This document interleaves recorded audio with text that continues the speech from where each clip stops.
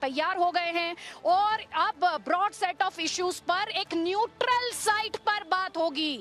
ये important information है। एक तरफ इमीडिएट सीज फायर की बात की जा रही है, दूसरा कहा जा रहा है कि ये जो बड़े मुद्दे हैं, ब्रॉड रेंज ऑफ टॉपिक्स हैं, इश्यूज हैं, इन पर एक न्यूट्रल साइट पर बात होगी, यानी एक थर्ड कंट्री में बात होगी, ये वो कह रहे हैं। और साथ ही फिर वो बधाई दे रहे हैं प्राइम मिनिस्टर मोदी और शहबाज शरीफ को कि भाई इन्होंने बड़ी मैच्योरिटी दिखाई है, एक पाथ ऑफ पीस जो है वो चुना है।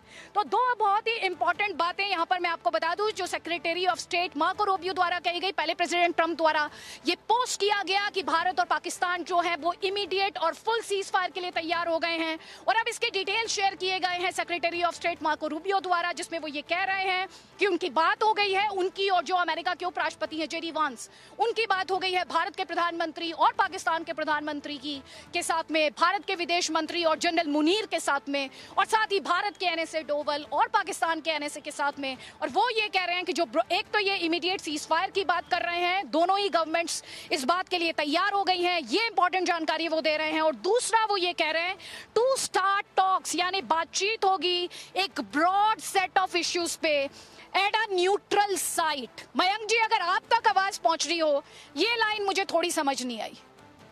जी नहीं, जनरल साहब कुछ कहना चाह रहे थे। लगातार ये कहता रहा कि ये हमारा बायलैटरल मुद्दा है।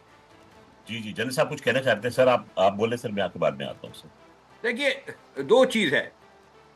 बहुत सालों के बाद में इंडिया पाकिस्तान का हाइफनेशन खत्म हुआ है। I see it coming back, not done. How can you equate us with a much weaker, smaller, rogue nation? और दूसरा पॉइंट है, शहबाज शरीफ कौन है? Who is he?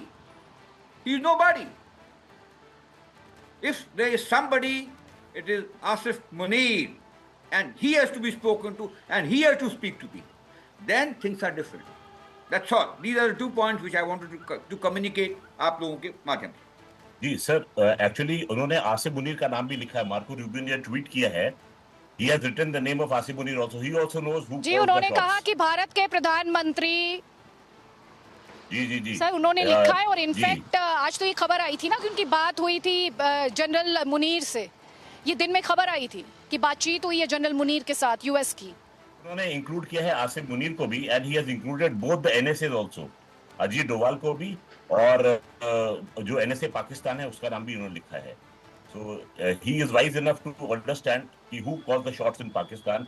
बट मैं जनरल साहब की बात से पूरी तरह सहमत हूँ इस समय कि पाकिस्तान किस मुद्दे पर बात करेगा, हम किस मुद्दे पर बात करेंगे। अब तक बड़ा इंडिया पाकिस्तान हाइफनेटेड चल रहा था, और एक मौका था इस समय उस हाइफन को वहां से हटाने का, बिकॉज मैं पाकिस्तान को एक धरती पर भारत के साथ में देखना पसंद नहीं करूंगा। एक प्लेटफॉर्म पर पाकिस्तान और भारत जो हैं वो जचते नहीं हैं। एक रोग नेशन है जो टेररिज्म को बढ़ावा दे रहा है, मेरे देश के मासूम नागरिकों। सर मैं आपसे जो जानना समझना चाह रही हूँ, जाहिर तौर पर दोनों बहुत डिफरेंट तरह की कंट्री हैं।